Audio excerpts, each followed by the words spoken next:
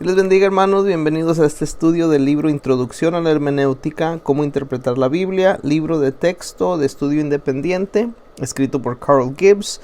Les recuerdo que para sacar el mayor provecho a estos audios, pues sería importante también que leyera el libro Introducción a la Hermenéutica, escrito por Carl Gibbs. Y un breve recordatorio, si todavía no lo ha hecho, suscríbase al canal para que de esa manera pueda recibir notificaciones de todos los futuros videos. Estamos estudiando la unidad número 2 de nuestro libro. La unidad 2 se titula Principios generales y específicos para interpretar las escrituras. En capítulos anteriores ya estudiamos el trasfondo histórico-cultural, aprendimos acerca de los círculos de contexto literario y también los significados y las relaciones entre las palabras. En esta ocasión nuestro enfoque se va al capítulo número 6 de nuestro libro, Principios sobre el lenguaje. La Biblia, mis hermanos, tiene reglas generales y también tiene reglas específicas. En los capítulos 3 al 5 de este libro de estudio estuvimos analizando las reglas generales acerca del trasfondo histórico y cultural, acerca de los círculos de contexto literal, las relaciones que hay entre las palabras, pero en este capítulo 6 comenzaremos a estudiar algunas reglas que son específicas. Algunos se refieren a estas reglas como la hermenéutica especial. Empezamos este capítulo 6 con la lección 6.1, el lenguaje literal y el lenguaje figurado. Dios nos dio las escrituras para revelar su persona y su voluntad a la humanidad, mis hermanos. El propósito de la Biblia es aclarar y no confundir. Las escrituras no son una colección de misterios oscuros o enigmas, es un claro mensaje de Dios para la humanidad. Cuando interprete un texto, busque el significado más claro, el más obvio, el más natural y sencillo. A veces el lenguaje de las escrituras es literal, o en otras palabras es exacto, pero hay otras veces que es figurado o simbólico. El primer tema clave de esta lección es el lenguaje literal. El lenguaje literal es un lenguaje claro, directo, común. Va derecho al grano, no hay en él ningún símbolo. Considere el siguiente pasaje que está en lenguaje literal. En el primer día de la semana, reunidos los discípulos para partir el pan, Pablo les enseñaba, habiendo de salir al día siguiente, y alargó el discurso hasta la medianoche. Y habiendo muchas lámparas en el aposento alto donde estaban reunidos, y un joven llamado Eutico, que estaba sentado en la ventana, rendido de un sueño profundo por cuanto Pablo disertaba largamente, vencido del sueño, cayó del tercer piso abajo y fue levantado muerto. Entonces descendió Pablo y se echó sobre él y abrazándole dijo: no os alarméis, pues está vivo. Después de haber subido y partido el pan y comió, habló largamente hasta el alba, y así salió. Y llevaron al joven vivo y fueron grandemente consolados. Hechos 20 del 7 al 12. No pregunte aquí qué representa la medianoche en la primera oración del pasaje anterior. No representa nada. Más bien, Lucas se limitó a decirnos qué hora era. Tampoco pregunte qué representan las lámparas o los 3 pisos, la ventana, el sueño profundo, ni este joven. Una vez más, no representan nada. Cada palabra significa lo que expresa. En este pasaje se usa el lenguaje literal. No hay ningún símbolo en él.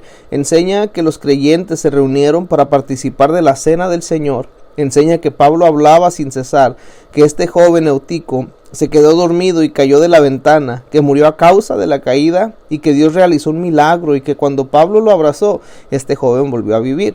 Cierta vez un predicador comparó a los cristianos carnales con el joven. Dijo que así como Eutico dormían demasiado cerca de una ventana abierta, así también algunos cristianos se quedaban demasiado cerca del pecado.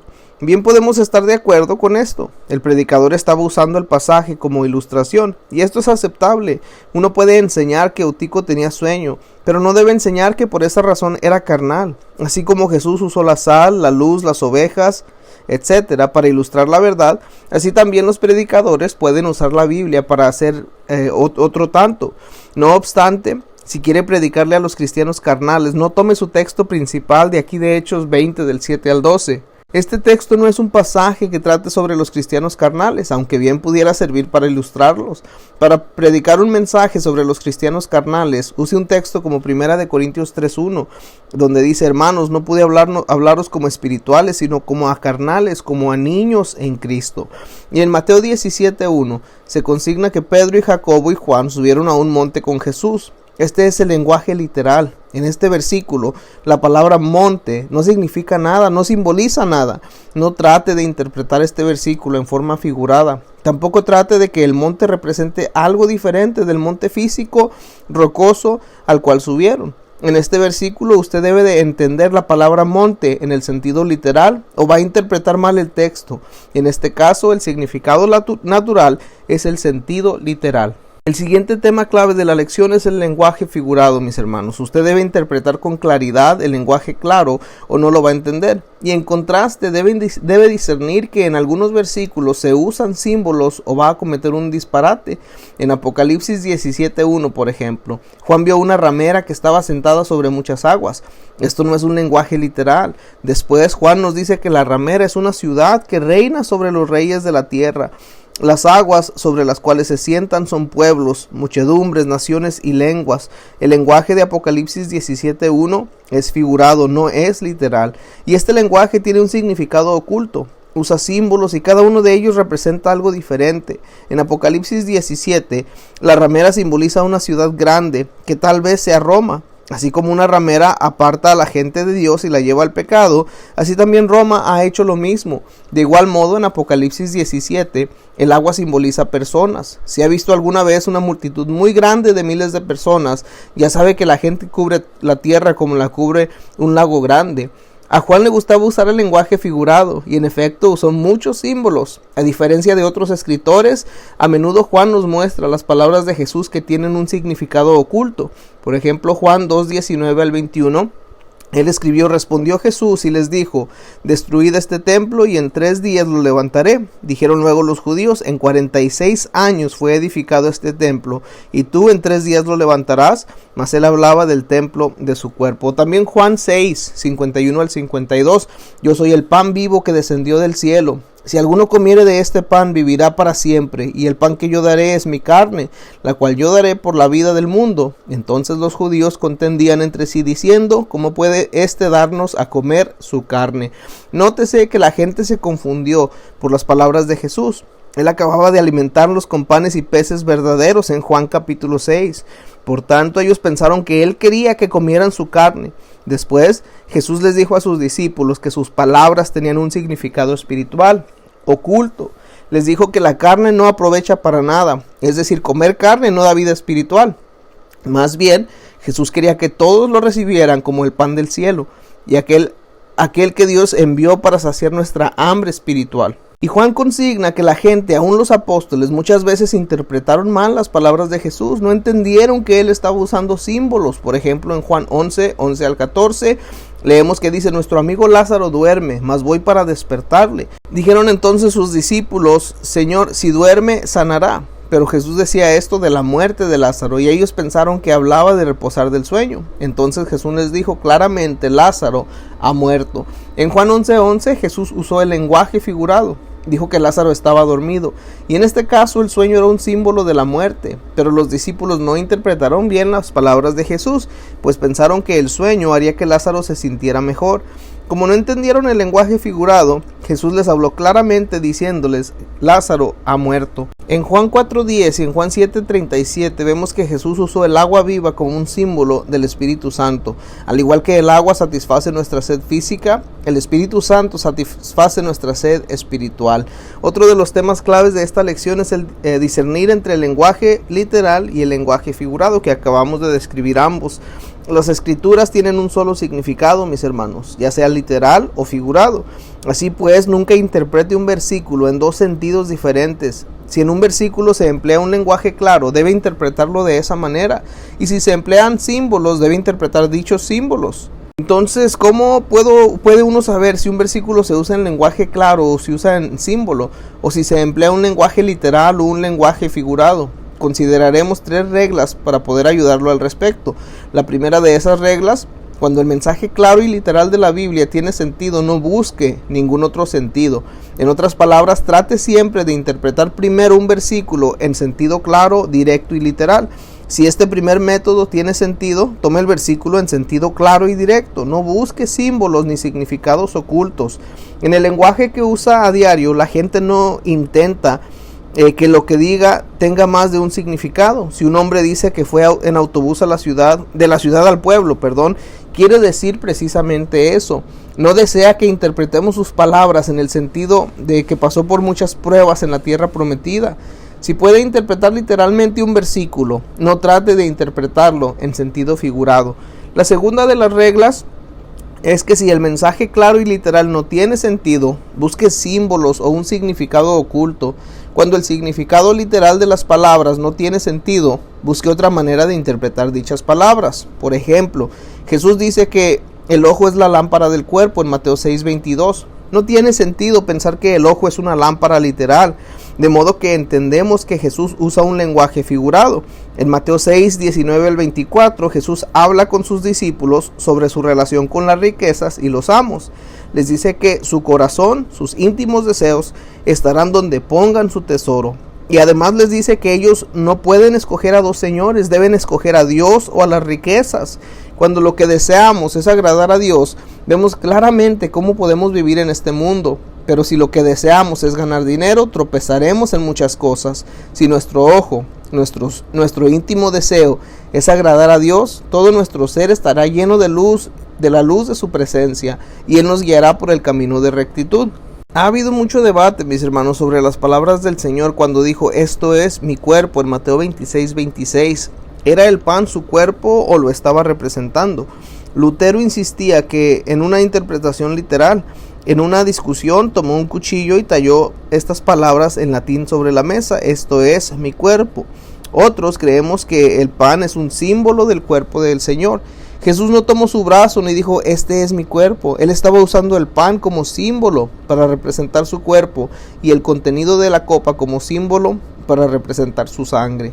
La tercera regla, busque las explicaciones en el contexto. Muchas veces la Biblia nos dice si el lenguaje es literal o si se están usando símbolos. Mateo escribió, en Mateo 13:24, les refirió otra parábola diciendo, la palabra parábola nos dice enseguida que hay un significado oculto en el relato. También Daniel nos dice que Nabucodonosor tuvo un sueño que necesitaba interpretar. Sabemos pues que hay símbolos en los versículos en que se refiere el sueño. De igual modo, las bestias que se describen en Daniel 7 representan reinos, y esto es fácil de ver por el contexto que nos da las explicaciones. Sabemos que la visión que tuvo Pedro en Hechos 10 tenía un significado oculto. Lucas aclara esto en el contexto y nos dice lo que significaba la visión. Y a menudo Juan explica que Jesús usaba símbolos como el templo en Juan 2, el agua viva, el pan, la luz, las ovejas, el sueño, una vid y así sucesivamente. Y en estos casos Juan aclara a sus lectores que Jesús usa un lenguaje figurado, esto es palabras como símbolos con un significado oculto. Hace mucho tiempo, mis hermanos, se comenzó la costumbre de torcer el significado claro y literal de las escrituras. A algunos les gusta buscar un significado oculto en cada versículo de la Biblia. Durante algunos periodos oscuros de la historia de la iglesia, la gente empleó mal la verdad clara y literal de las escrituras. Un maestro que vivió algunos siglos después de los apóstoles no podía aceptar el claro significado de los mandamientos que Dios había dado en el Antiguo Testamento. Dios había mandado a los antiguos hebreos que comieran solo animales que tenían la pezuña hendida y que rumiaban. Confundido, el maestro interpretó de este modo el mandamiento: los que rumían son los cristianos que meditaban en la palabra. La pezuña hendida significa que el justo anda en este mundo, pero también busca el santo mundo venidero. Y bien podemos estar de acuerdo en que rumiar puede compararse a meditar en las escrituras. También podemos estar de acuerdo en que un cristiano es un ciudadano de dos mundos, pero no podemos estar de acuerdo en que Moisés quiso decir esto cuando escribió sobre los animales que tienen pezuña hendida y que rumían. Es peligroso pasar por alto el claro significado de un versículo y buscar un significado oculto. Cuando no aceptamos el claro significado natural de un texto, no aceptamos la palabra de Dios. Cuando predicamos y enseñamos un mensaje diferente del claro significado de un texto, no predicamos la palabra de Dios, sino las elucubraciones de nuestra imaginación. Recuerde que Dios prometió que su palabra inspirará fe y que no volverá a él vacía, pero Él no prometió bendecir las interpretaciones extravagantes de una persona. Interprete el lenguaje literal en un sentido directo. Discierna los símbolos que hay en el lenguaje figurado. Use las 3 reglas que le dimos para interpretar los versículos. La siguiente lección es la lección 6.2, titulada Interpretación de figuras retóricas, comparaciones simples. Mis hermanos, ya hemos considerado dos tipos de lenguaje, el lenguaje literal y el lenguaje figurado. El lenguaje literal es claro y también es directo, y como no tiene ningún significado oculto, pues es el más fácil de interpretar. Pero el lenguaje figurado es mucho más difícil de entender, ya que usa símbolos y también tiene un significado oculto. Por lo tanto, debemos de pasar más tiempo estudiándolo. Aquí en esta lección 6.2 vamos a estudiar 6 clases de comparaciones en las que se usa el lenguaje figurado. Les voy a mencionar la lista y luego vamos uno por uno. La primera de ellas van a ser los símiles. Estudiaremos también las metáforas, las parábolas, las alegorías, el antropomorfismo y la personificación. Empecemos con los símiles. En un símil se compara una cosa con otra y se usa la palabra como o la frase semejante a entre las dos cosas comparadas. Por ejemplo, Juan, él usó dos símiles para describir a Jesús en Apocalipsis 1:14. Él dijo: su cabeza y sus cabellos eran blancos como blanca lana, como nieve, sus ojos como llama de fuego. La parte A o el lado A de esta porción es sus ojos como, y la parte B, llama de fuego. Un símil es una comparación en que se dice que la parte A es como la parte B. Utilizó también un símil cuando profetizó que Dios estaba a punto de juzgar el reino del norte. Él dijo: pues he aquí yo os apretaré en vuestro lugar como se aprieta el carro lleno de gavillas. Generalmente un símil es breve, es una oración o menos, y a veces una oración puede contener más de un símil. Yo os envío como ovejas en medio de lobos. Sed pues prudentes como serpientes y sencillos como palomas. Así dice Mateo 10:16. Jesús, después de que fue bautizado, subió luego del agua, y aquí los cielos que fueron abiertos, y vio el Espíritu de Dios que descendía como paloma y venía sobre él. Mateo 3:16. También Mateo 23:37 nos muestra otro ejemplo de un símil: Jerusalén, Jerusalén, que matas a los profetas y apedreas a los que te son enviados. ¿Cuántas veces quise juntar a tus hijos como la gallina junta sus polluelos debajo de las alas y no quisiste? De nuevo, como la gallina junta sus polluelos. Apocalipsis 1:15 dice: sus pies semejantes al bronce bruñido, refulgente como en un horno, y su voz como estruendo de muchas aguas. En Mateo 11:16 Jesús hizo una pregunta: ¿a qué compararé esta generación? Y muchas veces todo buen predicador y maestro también debe preguntarse: ¿a qué compararé la verdad que anuncio? A la gente le gustan las comparaciones porque ellas le ayudan a entender, a disfrutar y también a recordar. Jesús fue el más grande de todos los maestros. En el Evangelio de Lucas, mis hermanos, 3 de cada 4 palabras de Jesús son una comparación o una ilustración. Aprenda a enseñar y a predicar como lo hizo nuestro maestro. Y la siguiente clase de comparación que se utiliza van a ser las metáforas. Las metáforas son como los símiles, en el sentido de que en ambos se comparan dos cosas, pero en una metáfora no se usa la palabra como ni la frase semejante a. En la metáfora se hace una afirmación directa diciendo que A es B, o el lado A es el lado B. Por ejemplo, el Salmo 119:105: lámpara es a mis pies tu palabra y lumbrera a mi camino. Al igual que en el símil, la metáfora consiste generalmente en una sola oración o parte de ella. Jesús usó una metáfora cuando dijo: vosotros sois la sal de la tierra, Mateo 5:13. Estaba él comparando a los cristianos con la sal. Y fíjese en que el significado habría sido el mismo si Jesús hubiera usado un símil y hubiera dicho: vosotros sois como la sal de la tierra. Está Mateo 5:14: vosotros sois la luz del mundo. Juan 6:35 dice: Jesús le dijo: yo soy el pan de vida, el que viene a mí nunca tendrá hambre, y el que cree en mí no tendrá sed jamás. Isaías 46:20 que dice: becerra hermosa es Egipto, mas viene destrucción, del norte viene. Está Juan 10:7: volvió pues Jesús a decirles: de cierto os digo, yo soy la puerta de las ovejas. Y como esos pues va a haber muchos más ejemplos, hermano. Pero la otra clase de comparación que se usa va a ser el antropomorfismo, y esta palabra se basa en dos vocablos griegos: antropos, que es hombre, y morfos, que es forma. El antropomorfismo es una clase especial de metáfora en la cual se compara a Dios con la forma humana. hasta el punto de atribuirle la figura y cualidades de hombre. Dios es invisible y eso creo que todos lo sabemos, y al menos a los ojos que tenemos nosotros pues no lo podemos ver, y a veces nos preguntamos qué viéramos si tuviéramos una visión espiritual, una visión que se le concedió a Eliseo en segundo libro de Reyes 6:16 al 17. Dios es espíritu, Él no es carne, así lo aprendemos de Juan 4:24, y Pablo nos dice que Dios es invisible, esto es que no puede ser visto, en Colosenses 1:15, que como no podemos ver a Dios ni a los espíritus, poco sabemos acerca de ellos. Es difícil que entendamos cómo ven, oyen, piensan y sienten los espíritus. ¿Tienen alguna forma? ¿Cómo luchan los ángeles y los demonios unos contra otros si no tienen forma? ¿Cómo podrá Satanás ser atado y encerrado en el abismo? ¿Tienen los espíritus alguna clase de mente, ojos, oídos, pies o manos espirituales? Y estas preguntas son demasiado difíciles para que las podamos contestar. Cuando la Biblia habla de los ojos, oídos y rostro de Dios, puede usar esta clase de lenguaje para que nosotros como humanos podamos referirnos a Dios, que es espíritu y no carne como nosotros. Pero queremos ser humildes y reconocer que sabemos muy poco sobre los seres espirituales. ¿Le permitió Dios a Moisés ver una forma temporal? En Éxodo 33:23, ¿o los seres espirituales tienen una forma que veremos un día? Simplemente todavía no sabemos las respuestas a todas estas preguntas. Sabemos que Dios es una persona. Él es santo y veraz, tiene sentimientos y emociones. Él ama, tiene misericordia, puede entristecerse. También sabemos que fuimos creados a imagen de Dios. En el futuro sabremos más de lo que sabemos ahora.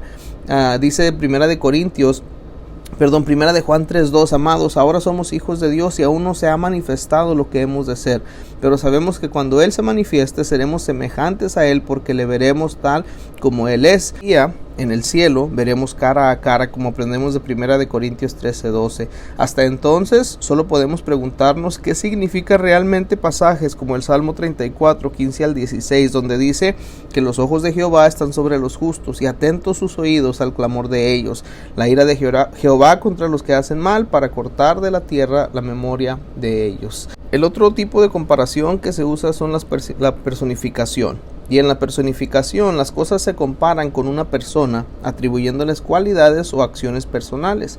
Mire, a continuación le damos dos ejemplos. En un hecho, una acción o una idea se puede comparar con una persona. En Santiago 1:15 leemos: entonces la concupiscencia, después de que ha concebido, da a luz el pecado, y el pecado, siendo consumado, da a luz a la muerte. Fíjese en que en este versículo a la concupiscencia, al pecado y a la muerte se les atribuyen las acciones humanas de concebir, dar a luz y crecer. Y además en otra parte de las Escrituras se dice que nuestras iniquidades testifican en contra nuestra. El segundo ejemplo, una cosa se compara con una persona. Santiago 5:4 leemos: he aquí clama el jornal de los obreros que han cosechado vuestras tierras, el cual por engaño no les ha sido pagado por vosotros, y los clamores de los que habían cegado han entrado en los oídos del Señor de los ejércitos. También Isaías 55:12: los montes y los collados levantarán canción delante de vosotros, y todos los árboles del campo darán palmadas de aplauso. Así que no os afanéis por el día de mañana, porque el día de mañana traerá su afán. Basta a cada día su propio mal, dice Mateo 6:34. Jesús se refirió al día de mañana como si fuera una persona, y este método de enseñanza llama la atención a la lección y ayuda a otros a aprenderla y también a recordarla. Mis hermanos, llegamos al fin de esta lección 6.2. La lección 6.3 se titula Interpretación de figuras retóricas, comparaciones complejas. Aquí vamos a estar hablando o empezar hablando acerca de las parábolas. Y ya hemos avanzado bastante en esta lección. En la sección de las parábolas estudiaremos 4 aspectos acerca de ellas. Número 1, la relación que hay entre un símil y la parábola. También el marco histórico y literario de la parábola, que es el periodo, el propósito y la aplicación. El significado de la parábola, como los personajes, los puntos de comparación, la lección principal y las lecciones secundarias. Y por último, el punto principal con posibles puntos secundarios y varios puntos de comparación. Empecemos leyendo acerca de la lección entre los símiles y las parábolas. Hemos visto que en un símil se comparan dos cosas dentro de una oración y que éstas se conectan con la palabra como o con la palabra o la frase, semejante a. De igual modo, en la parábola se comparan dos cosas y se pone la palabra como o la frase semejante a entre ellas. Hay dos diferencias principales entre un símil y la parábola: la longitud y los puntos de comparación. El símil es breve y en él se comparan las dos cosas en un punto. Que la parábola es más larga que el símil. Generalmente es una historia breve y en ella se pueden comparar dos cosas de varias maneras. Muchos maestros dicen que la parábola es un símil alargado o extendido. Algunos ejemplos de parábolas que encontramos en la Biblia sería Mateo 7:24. Cualquiera pues que me oye estas palabras y las hace, le compararé a un hombre prudente que edificó su casa sobre la roca. También Mateo 11:16. ¿A qué compararé esta generación? Es semejante a los muchachos que se sientan en las plazas y dan voces a sus compañeros. Mateo 13:44. El reino de los cielos es semejante a un tesoro escondido en un campo. No se confunda por el hecho de que la palabra parábola se usa en dos sentidos. En sentido estricto significa un relato breve y sencillo que tiene un significado espiritual, pero en un sentido más amplio, la parábola es una especie de comparación. En algunas partes de la Biblia, como en Mateo 7:17, se usa la palabra parábola en el sentido amplio. Leemos ahí que dice: llamando así a toda la multitud, les dijo: oídme todos y entended. No hay fuera del hombre que entre en él que le pueda contaminar, pero lo que sale de él, eso es lo que contamina al hombre. Si alguno tiene oídos para oír, oiga. Cuando se alejó de la multitud y entró en la casa, le preguntaron sus discípulos sobre la parábola. Y en este curso nos referimos a la parábola como un relato breve que contiene una lección espiritual. Leamos ahora del marco histórico literario de la parábola. Para estudiar el marco o el escenario de la parábola es necesario analizar tres cosas. Primero, el periodo, el propósito y la aplicación de esta. Jesús relató todas las parábolas del Nuevo Testamento y a medida que procuramos interpretarlas podemos agruparlas en tres diferentes periodos. El primer periodo o lapso de tiempo son los año 2 del ministerio de Cristo, después que los líderes lo rechazaron. Por ahí de Mateo 2 empezamos a leer de eso. El segundo lapso de tiempo o periodo es de Galilea hasta el Calvario, y hay parábolas que él relató durante esta línea de tiempo. Y por último, la semana de pasión. Ese sería el tercer periodo o marco de tiempo en el cual él relató parábolas también. Cerca del periodo 1 leemos lo siguiente: el marco histórico de este grupo de parábolas fue el principio del ministerio de Jesús. Estas parábolas explican la naturaleza del reino, el cual está a disposición de todos, pero solo algunos aceptan la invitación y perseveran. Tiene un comienzo pequeño, pero crece hasta hacerse más grande, y algunos descubren su valor, pero muchos serán excluidos de él cuando regrese del rey. Y todo esto, mis hermanos, lo podemos sacar al ver las parábolas que él narró durante ese periodo de tiempo.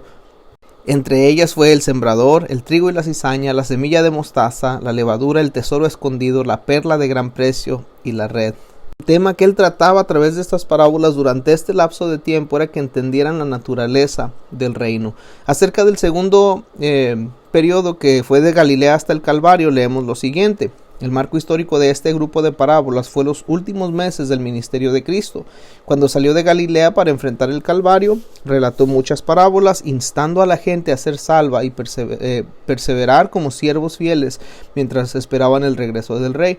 Las parábolas que él narró durante ese tiempo, algunas de ellas, porque fueron varias, fue el buen samaritano, el amigo que viene a medianoche, el rico insensato, la moneda perdida, el hijo pródigo, el mayordomo infiel, el fariseo y el publicano. El tema principal de estas parábolas que se narraron fue que encontraran la salvación al entrar al reino y permanecieran consagrados al rey. Por último, de este tercer periodo de la semana de pasión leemos lo siguiente: el marco histórico de este grupo de parábolas fue la semana antes de la cruz. A medida que usted interprete estas parábolas, acuérdese de que el rey está a punto de ser crucificado y de ascender al cielo. Y antes de irse hace hincapié en que volverá para recompensar o juzgar a todos. Algunas de las parábolas que él narró durante este tiempo fueron las 10 minas, los obreros de la viña, los 2 hijos, los labradores malvados, las 10 vírgenes, las ovejas y los cabritos. Pareciera que el tema clave o principal de estas parábolas, de este grupo de parábolas, es que cumplan la voluntad de Dios a la luz del retorno del rey.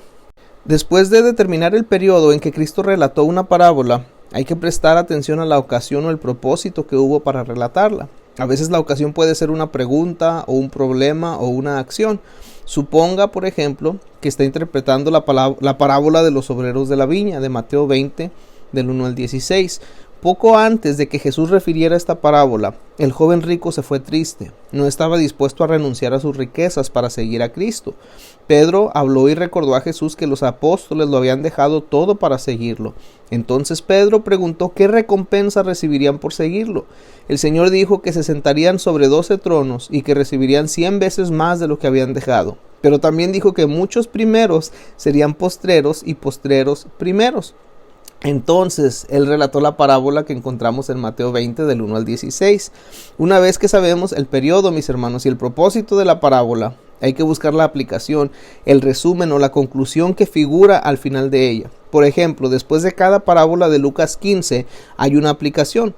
Los fariseos se quejaban de que Jesús recibía a los pecadores y comía con ellos. La aplicación, la breve exposición de la verdad que aparece al final de cada parábola, pone énfasis en la verdad de dicha parábola. Los ángeles y el Padre se regocijan cuando un pecador se arrepiente. Por eso Jesús comía con ellos para guiarlos al arrepentimiento. Así que para entender las parábolas de Lucas 15 debemos examinar el periodo, el propósito de la parábola y la aplicación. Generalmente las aplicaciones están al final de una parábola y a menudo van precedidas por palabras como os digo, así también, o también así es el que. Y esta norma que recalca la verdad que figura al final de la parábola es la que los eruditos llaman la regla del énfasis final. Y en esto es muchas veces una parábola suele tener al final de ella una exposición sumaria que hace hincapié o pone énfasis en la lección del relato. El siguiente tema clave de esta lección es el significado de la parábola, sus personajes, los puntos de comparación, la lección principal y las lecciones secundarias. Para analizar una parábola hay que hacer 3 cosas. Primero, identificamos los personajes, identificamos los puntos de comparación y por último la lección principal con algunas lecciones secundarias, si es que las hay. Hablemos de los personajes principales. Alrededor de 2/3 de las parábolas de Jesús son parábolas que contienen 3 personajes o 3 grupos de personajes. Mire, en el punto A o el lado A, en la parte superior de este triángulo de los personajes, hay generalmente un amo o un señor, un rey, un padre o un pastor, dependiendo cuál parábola está leyendo. Y en algunos casos, como en la parábola del buen samaritano, hay 3 grupos: los heridos, los misericordiosos y los que no usaron misericordia. Pero no hay ningún amo o señor en la parte superior de ese triángulo que se relacione con los grupos que contrastan en la parte inferior. En el punto B o el punto C hay una persona o grupo que es prudente, fiel, que es obediente. Y por último, en ese tercer punto C o el B también va a haber una persona o un grupo que es insensato, infiel, desobediente. Puede que los prudentes estén en el punto B o C, pero no en ambos. Y fíjese en el contraste que hay entre ellos, que están en la parte inferior del triángulo. Estos son contrarios, y aunque ambos se relacionen en cierto modo con el amo o señor que está en la parte superior. 1/3 de las parábolas de Jesús no contienen los 3 personajes o 3 grupos, porque ya sea tienen 2 personajes opuestos. Esto es didáctica entre sí o uno solo, monádica. Hay algunos ejemplos para entenderlo mejor de parábolas que contienen solo 2 personajes. Está el hombre prudente y el hombre insensato, de Mateo 7. Está el fariseo y el publicano, de Lucas 18. Los reyes beligerantes, de Lucas 14, y el siervo y su amo, de Lucas 17. Algunos ejemplos de parábolas que tienen un solo personaje son la semilla de mostaza, es también la levadura, de Mateo 13, el tesoro escondido y la perla de gran precio, de Mateo 13 otra vez, y el hombre que edifica una torre, de Lucas 14. Leamos ahora de los puntos de comparación, mis hermanos. Comenzamos esta sección con una descripción vívida, una comparación de colinas con montañas. Por lo general, la gente no le ve sentido alguno a las colinas porque son pequeñas y comunes, pero la belleza de las montañas puede tener un sentido especial para nosotros. Bien podemos comparar los detalles de las parábolas a las colinas. Estos detalles no tienen ningún sentido especial porque no representan nada, pero generalmente una parábola tiene algunos de lo que llamaremos puntos de montañas que se destacan sobre las colinas de detalles. Algunos autores llaman a estas montañas puntos de referencia o puntos de comparación. En toda parábola debe procurar identificar estos puntos importantes porque ellos sí representan algo o alguien. Por ejemplo, en la parábola del buen samaritano de Lucas 10, hay colinas de detalles y 4 puntos de montaña. El cuadro siguiente nos va a mostrar, si tienen el libro, nos va a mostrar 4 puntos culminantes y lo que estos representan. El primero de ellos, que es el primer punto de comparación, están los ladrones, a quienes representan a los que hacen daño a otros. Encontramos también el herido, representa a los que tienen necesidad. Está el sacerdote y el levita, que representa a los que no se preocupan de otros, y está el buen samaritano, que representa a los que aman a su prójimo. La parábola del buen samaritano tiene algunos puntos importantes de comparación que se destaca como montañas. Es digno de atención que estos puntos de comparación son los personajes principales de la parábola. Podríamos agrupar a los ladrones, el sacerdote y al levita en un solo grupo, los que no se preocupan de otros. La parábola del buen samaritano tiene también colinas de detalles. En una parábola necesitamos los detalles para poder explicar los puntos principales, pero no debemos tratar de darles un significado especial a estos detalles. Esto sería como tratar de convertir las colinas en montañas. Montañas tienen un significado especial, representan algo, pero las colinas no. En esta parábola del buen samaritano, ciertos detalles son Jerusalén, Jericó, el camino, la cabalgadura, el mesón, el mesonero, los 2 denarios, entre muchas otras cosas. Los detalles de la parábola completan la narración, pero no tienen ningún significado especial.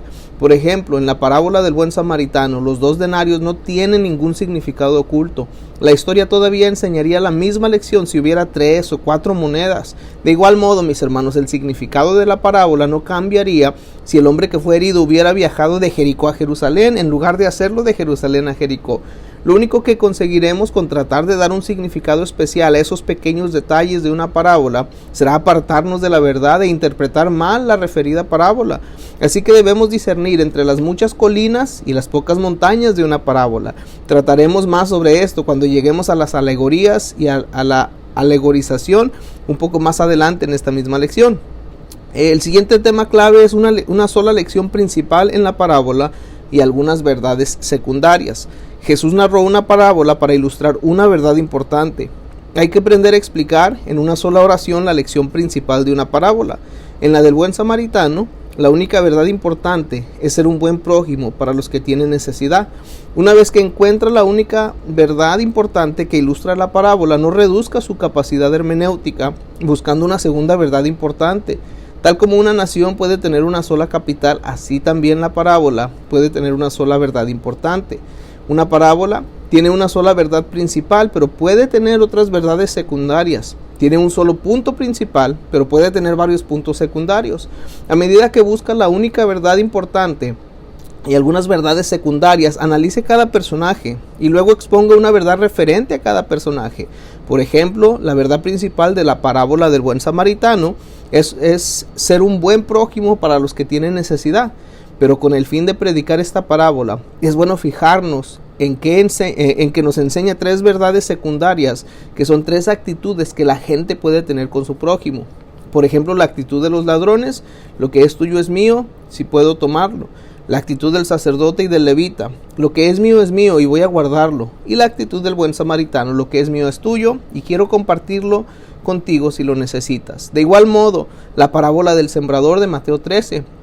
Esta nos enseña una sola verdad principal, nos enseña el destino de la semilla y cómo este depende de los oyentes. Sin embargo, podemos identificar varias verdades secundarias que tienen relación con esta verdad importante, como los rayos de la bicicleta tienen relación con el centro de la rueda. En la parábola del sembrador, algunas verdades o principios secundarios serían los siguientes. 1. Hay poder en la palabra de Dios para cambiar la vida de la gente. 2. Algunos oyen la palabra de Dios pero no la entienden por diversas razones. 3. Algunos entienden la palabra pero dan solo una respuesta temporal y emocional. 4. Algunos reciben la palabra y se comprometen a seguir a Jesús pero se apartan por diversas razones. Y por último, algunos reciben la palabra y siguen a Jesús y llevan fruto para el reino. Cuando interprete, enseño o predique una parábola, mis hermanos, relacione siempre las verdades secundarias con la verdad principal. Y esto le va a ayudar a poner énfasis en la unidad del pasaje. Repasemos ahora lo que hemos dicho sobre la interpretación de las parábolas. Es importante primero que discierna el marco histórico y literario de la parábola, analizando estas 3 cosas. Primero, el periodo en el que se narró. Segundo, el propósito por el cual se narró. Y por último, la aplicación que se le dio.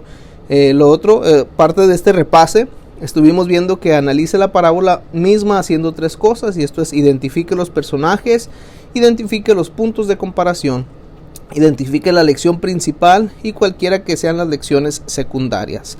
El siguiente tema clave de esta misma lección son las alegorías. Ahora vamos a dejar las parábolas para tratar sobre alegorías. Ya hemos visto aquí que en la metáfora se comparan 2 cosas sin usar la palabra como ni la frase semejante, ¿verdad? La alegoría es una metáfora extendida. Así como el símil se puede extender para que sea una parábola, así también la metáfora se puede alargar para que sea una alegoría. La parábola es un símil extendido y la alegoría es una metáfora extendida. La alegoría, mis hermanos, es una narración o enseñanza breve en la que se comparan 2 cosas sin usar la palabra como ni tampoco la frase semejante a, y en la que varios puntos representan algo. El método de enseñanza favorito de Jesús fue la parábola. En una parábola, la mayoría de los detalles son simplemente para contar la historia, no representan nada. En la parábola del buen samaritano que ya vimos, por ejemplo, la única verdad es que nuestro prójimo es cualquiera que tenga necesidad. Por otra parte, una alegoría contiene varias verdades y muchos de los detalles son representativos. Un ejemplo de alegoría es la ilustración del buen pastor en Juan capítulo 10. En este pasaje hay varias verdades y hay varias comparaciones. Está la puerta, el pastor, las ovejas, el extraño, el ladrón, el asalariado, el lobo y las ovejas de otro redil. Todos ellos son puntos de comparación. Cada símbolo representa algo diferente que sí mismo. Por tanto, ¿cómo podemos saber si debemos interpretar una narración como parábola o como alegoría? Si se intenta una alegoría, Jesús la interpreta por nosotros en las Escrituras. De lo contrario, debemos tratarla como una parábola. En el capítulo 9, más adelante, se dirá más acerca de las parábolas y las alegorías. Capítulo 9 de este libro. Hay 2 diferencias importantes entre una parábola y una alegoría. En primer lugar, en la parábola se usa la palabra como o la frase semejante a, pero no se usa en la alegoría. En segundo lugar, en la parábola hay muchos detalles y pocos puntos de comparación, pero en la alegoría hay pocos detalles y muchos puntos de comparación. Muchos puntos de la alegoría representan algo. Considere otra vez, por ejemplo, la alegoría de Efesios capítulo 6, verso 13 al 17. Dice: por tanto, tomad toda la armadura de Dios para que podáis resistir en el día malo, y habiendo acabado todo, estad firmes. Estad pues firmes, ceñidos vuestros lomos con la verdad, y vestidos con la coraza de justicia, calzados los pies con el apresto del evangelio de la paz.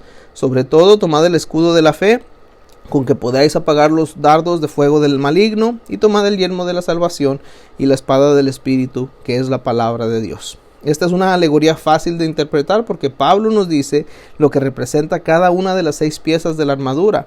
Entre las alegorías del Antiguo Testamento también se incluye el Salmo 80 del 8 al 19 y Eclesiastés 12 del 3 al 7. Encontramos también que Jesús usó una alegoría de 2 partes durante la última cena. Él dijo: este es mi cuerpo, y también dijo: esta es mi sangre. Comparó su cuerpo y su sangre al pan y al jugo de uva. Y en el Evangelio de Juan, las 7 afirmaciones yo soy son metáforas extendidas que se convierten en alegorías cuando Jesús enseña acerca de ellas. Cada una de las 7 metáforas de yo soy se puede enunciar en una sola oración, pero muchos versículos de explicación o exposición alargan las metáforas hasta convertirlas en alegorías. Jesús dijo: yo soy el pan de vida, yo soy la luz del mundo, yo soy la puerta, yo soy el buen pastor, yo soy la resurrección y la vida, yo soy el camino, la verdad y la vida, y yo soy la vid verdadera. El siguiente tema clave es la alegorización. La alegoría es un método bíblico para enseñar la verdad, pero no debe confundirla con la alegorización. Los que alegorizan les dan su propio significado a detalles que el escritor bíblico no tuvo ninguna intención de representar algo. Estos maestros imprudentes no interpretan la Biblia, más bien leen en ella lo que ellos se imaginan. Salvo el libro de Apocalipsis, las parábolas se han malinterpretado más que todas las otras escrituras. A veces las parábolas se han alegorizado a lo largo de la historia de la iglesia. ¿Qué quiere decir esto? Que casi todos los detalles de las parábolas se han usado para que representen algo diferente. La alegorización constituye una hermenéutica pobre. En el siglo V, Agustín, él trató de convertir la parábola del buen samaritano en una alegoría, y él enseñó lo siguiente. Él decía que un hombre descendía de Jerusalén a Jericó, y que él decía que este hombre significaba Adán. Él decía que Jerusalén significaba la ciudad de paz celestial de la cual Adán cayó. Decía que Jericó, que significa la luna, la que a su vez significa la mortalidad de Adán. Decía que el sacerdote y el levita significaban el sacerdocio y el ministerio del Antiguo Testamento, entre muchas otras cosas que él le dio su propio significado. Y aunque es interesante la interpretación que hizo Agustín de esta parábola, no es lo que Jesús se propuso. Alegorizar una parábola es peligroso porque no recalca el mensaje original que enseñó Jesús. Cuando hacemos que las partes de una parábola representen cualquier cosa que nos imaginemos, ya no predicamos ni enseñamos la palabra de Dios. En realidad, quitamos el significado original de la palabra y le añadimos las ocurrencias de nuestra imaginación. Y esta actitud nunca será prudente. No es ser fiel al propósito y sentido de la parábola como Jesús la relató. Si quiere que Dios le diga bien por la manera como predica y enseña, no alegorice, más bien enseña el verdadero sentido de un pasaje, el sentido que Dios propuso. La última lección de este capítulo 6, mis hermanos, es la lección 6.4, interpretación de figuras retóricas, incluye contrastes, hipérboles y relaciones. Empecemos hablando de los contrastes o la ironía. ¿Sabía usted que muchos versículos de la Biblia serían incorrectos si se les interpretara literalmente? Cuando un escritor bíblico usa la ironía, quiere decir lo contrario de lo que expresa. Por ejemplo, para elogiar a Juan el Bautista, Jesús preguntó: ¿qué salisteis a ver al desierto? ¿Una caña sacudida por el viento? ¿O qué salisteis a ver? ¿A un hombre cubierto de vestiduras delicadas? He aquí, los que llevan vestiduras delicadas en la casa de los reyes están. Fíjense en que Jesús comparó a Juan con lo contrario de lo que era el profeta. Juan era como un poste clavado en la tierra y no como una caña sacudida por el viento, y llevaba un burdo vestido de pelo de camello y no vestiduras delicadas. El uso de la ironía, expresando lo opuesto de lo que se quiere decir, llama más la atención para oír la verdad. Los amigos de Job fueron insensatos por la forma en que lo acusaron, de modo que él le contestó con una ironía, diciéndoles: ciertamente vosotros sois el pueblo, y con vosotros morirá la sabiduría. Practique interpretando algunos versículos en que se usa la ironía. Por ejemplo, libro de Samuel 6:20 dice: volvió luego David para bendecir su casa, y saliendo Mical a recibir a David dijo: cuán honrado ha quedado hoy el rey de Israel, descubriéndose hoy delante de las criadas de sus siervos, como se descubre sin decor un cualquiera. ¿Estaba Mical aquí elogiando a David? No, ella se estaba burlando de él al usar la ironía. En primer libro de Reyes 22:15-18 es otra porción que usted puede leer también para tratar de identificar cómo se usó ahí la ironía. De pasada, y ya que estamos estudiando los contrastes que hay en las escrituras, nótese que la ironía no es la única clase de contraste que vamos a hallar en ella. Otra forma es lo contrario de un símil o una metáfora. Por ejemplo, cuando leemos que Dios no es como hombre para que mienta, o Dios no es hombre para que mienta, está diciendo no es como hombre para que mienta. Muchas veces Jesús usó un contraste entre dos cosas para poner en claro una enseñanza. Mateo 23, él dijo: entonces habló Jesús a la gente y a sus discípulos, diciendo: en la cátedra de Moisés se sientan los escribas y los fariseos. Así que todo lo que os diga que guardéis, guardadlo y hacedlo, mas no hagáis conforme a sus obras, porque dicen y no hacen. Y muy bien, la siguiente figura retórica es la hipérbole, y esta es una figura retórica que exagera una verdad para poder establecer una idea. La palabra griega hiper significa más allá de, o también significa exceso. La hipérbole consiste en ir más allá, en exceder, en exagerar una verdad a propósito. Y aquí hay algunos de los ejemplos que encontramos en la Biblia. Coláis el mosquito y tragáis el camello, dice Mateo 23:24. Esto es una hipérbole. Los fariseos sí colaban los mosquitos del agua que bebían, pero ¿quién podría tragar literalmente un camello? Este es lenguaje figurado. También diezmaban las semillas pequeñas del tamaño de un mosquito, pero dejaban las cosas tan grandes como un camello. Descuidaban la justicia, la misericordia y la fidelidad. Y el uso de la hipérbole le permite a un orador aclarar un punto y hacerlo con un resultado duradero. Está también el Salmo 6, versículo 6. Me he consumido a fuerza de gemir, todas las noches inundo de llanto mi lecho, riego mi cama con mis lágrimas. Y aunque el Salmo 6:6 revela que David lloró mucho, sabemos que este es también lenguaje figurado, extremo, puesto que ningún ser humano puede derramar tantas lágrimas como para inundar un lecho. Cada vez que los israelitas sembraban, los madianitas, amalecitas y otros pueblos del oriente invadían el país. Acampaban en tierra y destruían las cosechas hasta llegar a Gaza, y no dejaban de comer en Israel ni ovejas, bueyes, asnos. Esta hipérbole de Jueces 6, versículo 3 al 4, nos revela que los enemigos de Israel robaban casi todas sus cosechas y riquezas. Sin embargo, sabemos que los enemigos no se habían llevado todo, ya que Gedeón trillaba trigo y sacrificaba animales. Hay más ejemplos, pero otro más que les voy a leer, por ejemplo, Mateo 19:24. Es más fácil pasar un camello por el ojo de una aguja que entrar un rico en el reino de Dios. El otro punto clave de esta lección son las relaciones o asociaciones. Entre ellas está la metonimia, la sinécdoque y los tipos. Seguimos estudiando estas figuras retóricas simples. Ya consideramos las comparaciones, las hipérboles, los contrastes. Para terminar la lección veremos dos clases de escritos que tratan de relaciones o asociaciones. La metonimia es la primera que les dije. Probablemente usted está familiarizado con los sinónimos, las palabras que significan lo mismo, y es probable que también sepa que los antónimos son palabras que tienen significados contrarios. Las metonimias son palabras que se pueden intercambiar y que por lo mismo uno puede representar a la otra. La palabra griega meta significa cambio. Anteriormente mencionamos que metanoia, arrepentimiento, es un cambio de idea. Cuando se usa la metonimia, se cambia una palabra por otra. A continuación se presentan algunos ejemplos. Salmo 23:5 dice: aderezas mesa delante de mí en presencia de mis angustiadores. Este versículo no dice que Dios construye un mueble nuevo en presencia de nuestros enemigos. Más bien, mesa representa toda la comida que se pone en una mesa. Un pastor preparó una mesa para sus ovejas, quitando del campo las espinas y las hierbas venenosas. Apocalipsis 17:18. La mujer que has visto es la gran ciudad que reina sobre los reyes de la tierra. La mujer aquí representa todos los pecados y las costumbres pecaminosas de Babilonia. Está también Primera de Pedro 5:13. La iglesia que está en Babilonia, elegida juntamente con vosotros, y Marcos mi hijo os saludan. En Primera de Pedro 5:13, Babilonia probablemente representa a Roma. Y la otra figura retórica va a ser la sinécdoque. Esta figura se usa en dos sentidos. Conocerlos le ayudará a interpretar bien las escrituras. En primer lugar, recuerde que una parte puede representar el todo. Ahora consideraremos algunos ejemplos. Por ejemplo, Mateo 6:11. El pan nuestro de cada día, dánoslo hoy. El pan es parte de nuestras necesidades, pero las representa todas las necesidades.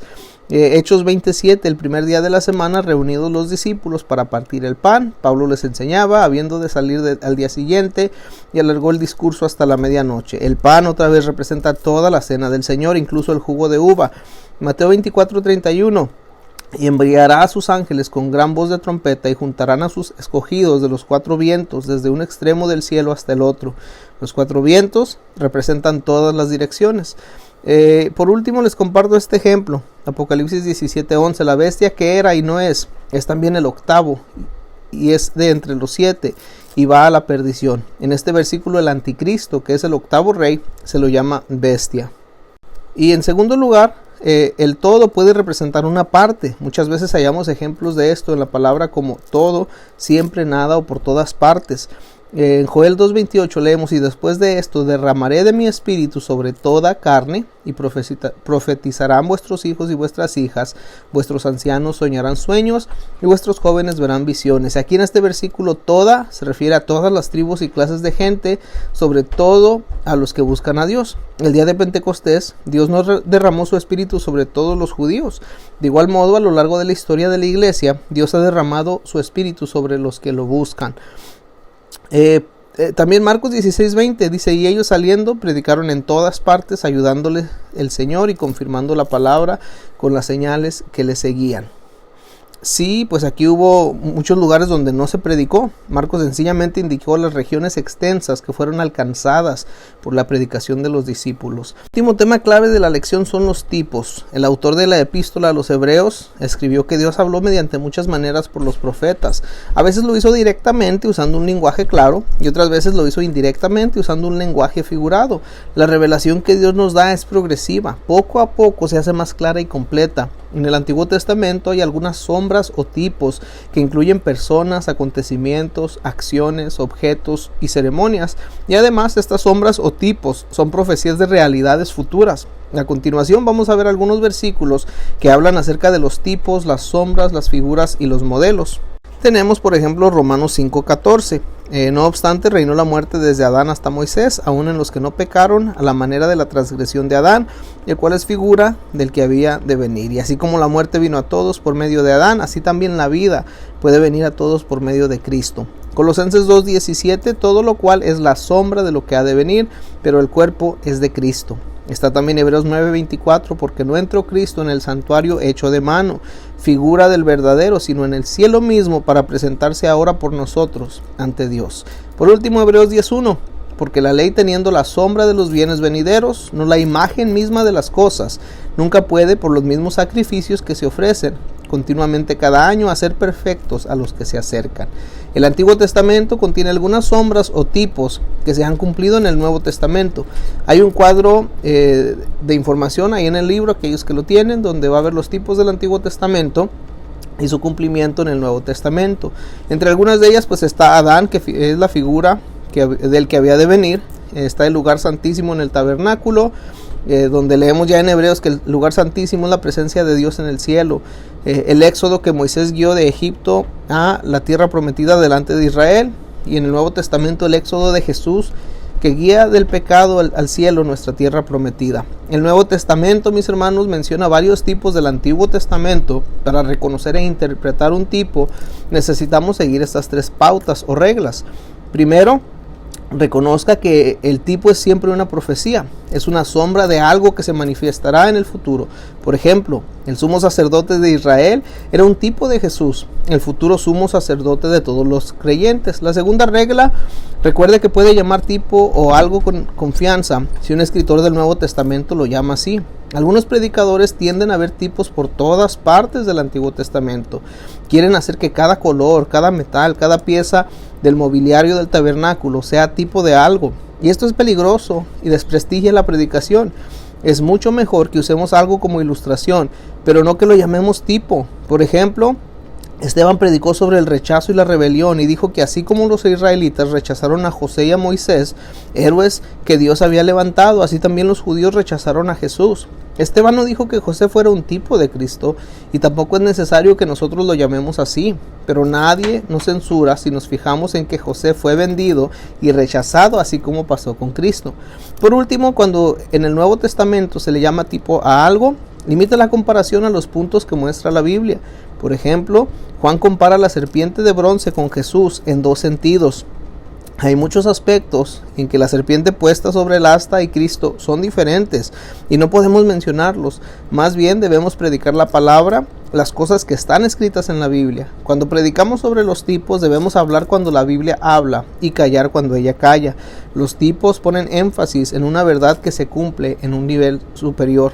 La serpiente de bronce es un tipo de Cristo. El lenguaje figurado usa muchas palabras como símbolos, los cuales pueden representar algo en figuras retóricas como símiles, metáforas, parábolas, alegorías, metonimias, sinécdoque y tipos. Y cuando interprete los símbolos, recuerde dos principios que ya hemos mencionado. Use siempre la Biblia para interpretar los símbolos que hay en ella y reconozca que los escritores bíblicos usan los mismos símbolos de diferentes maneras. Use siempre la Biblia para interpretar los símbolos que hay en ella. Por ejemplo, Efesios 6:17 se usa el símbolo de una espada. Tomad el yelmo de la salvación y la espada del Espíritu, que es la palabra de Dios. En el mismo pasaje, la Biblia explica que la espada es un símbolo de la palabra de Dios. Sabemos lo que significa un símbolo si la Biblia lo explica enseguida o en el mismo libro.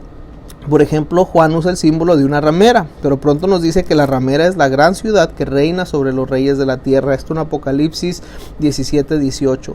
Reconozca que los escritores bíblicos usan los mismos símbolos de diferentes maneras. Por tanto, procure interpretar primero un símbolo a la luz del contexto. Recuerde los principios que estudiamos sobre los círculos contextuales. Para interpretar un símbolo, comience en el párrafo en el cual se haya dicho el símbolo. Si es necesario, continúe en otras partes del mismo libro y luego puede comparar otros pasajes del mismo autor, como lo muestra el cuadro que figura más abajo. Los que tienen el libro, aún los mismos autores usan ciertas palabras en sentido diferente. Como ya lo dijimos, permita que la Biblia hable por sí misma. Procure interpretar un símbolo de la manera como lo usa un autor. Los escritores bíblicos usan los símbolos de diferentes maneras.